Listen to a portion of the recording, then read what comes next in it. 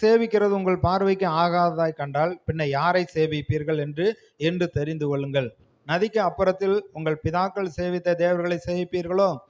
நீங்கள் வாசம் பண்ணுகிற தேசத்து குடிகளாகிய எமோரியன் தேவர்களை சேவிப்பீர்களோ? நானும் என் வீட்டாருமோ என்றால் கர்த்தரையே சேவிப்போம் என்றான். அதான் எதை விட்டுட்டு வந்தோமோ அந்த பழக்க வழக்கத்துக்கு, அந்த சடங்காச்சாரத்துக்கு, அந்த ஆராதனை முறைமைக்கு போவீங்களா?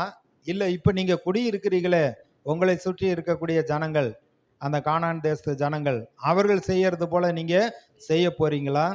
மோசே மூலமா கர்த்தர் சொல்றாரு, அந்த ஜனங்கள் ஏன் அந்த தேசம் அவங்களை கக்கி போட்டதுன்னா அவங்களுடைய பழக்க வழக்கத்தினால. நீங்க அந்த தேசத்துக்கு போறீங்க, அவங்க பழக்க வழக்கத்தை கற்றுக்கொள்ளக்கூடாது. நீங்கள் எனக்கென்று பிரித்தெடுக்கப்பட்ட ஜனங்கள், அதனால அதை செய்யக்கூடாது. தேசம் உங்களை கக்கி போடாதபடிக்கு அதன்படி செய்யக்கூடாது என்று சொன்னார். இப்போ யோசுவா அவங்கள்ட்ட அப்படி கேட்குறாரு, ஆனால் நானும் என் வீட்டாரும் என்றால் கர்த்தரை சேவிப்போம்.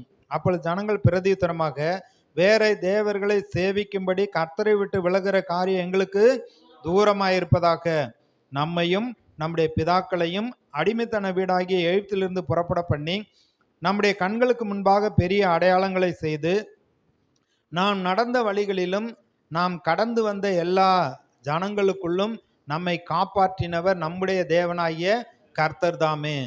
கொஞ்சம் யோசித்து பாருங்க. நமக்கு ஆபத்தில் ஆண்டவர் தான் காப்பாற்றினார். இல்லைன்னா என்னைக்கே நம்ம மண்ணோடு மண்ணா போயிருப்போம். இந்நாள் வரைக்கும் உயிரோடு இருக்கிறோம்னா அது கர்த்தருடைய கிருபை. இப்படி காப்பாற்றினவர் கர்த்தர் தாமே.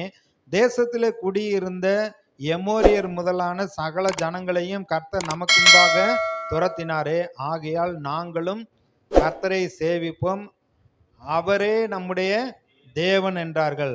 ஜனங்கள்லாம் சொல்றாங்க, நாங்க கர்த்தரை தான் சேவிப்போம், அவர் தான் எங்களுடைய தேவன், மற்ற இந்த தேசத்தின் காரியங்களை நாங்கள் செய்ய மாட்டோம் என்று யோசுவா சொன்னது போல அவர்களும் அப்படி சொல்லுகிறார்கள். அப்போ நம்ம கர்த்தரை உறுதியாக பற்றி கொண்டு அவருடைய கற்பனையின்படி பிரமாணத்தின்படி நான் அப்படித்தான் வாழ்வேன்னு சொல்லி ஒரு உறுதியான ஒரு தீர்மானத்தோடு நம்ம இருந்தோம்னா கண்டிப்பாக கர்த்தர் நம்மை பாதுகாப்பார், நம்மை வழி நடத்துவார். கடைசி வரைக்கும் அவர் நம்மை நடத்துகிற தேவனா இருக்கிறார். இப்போ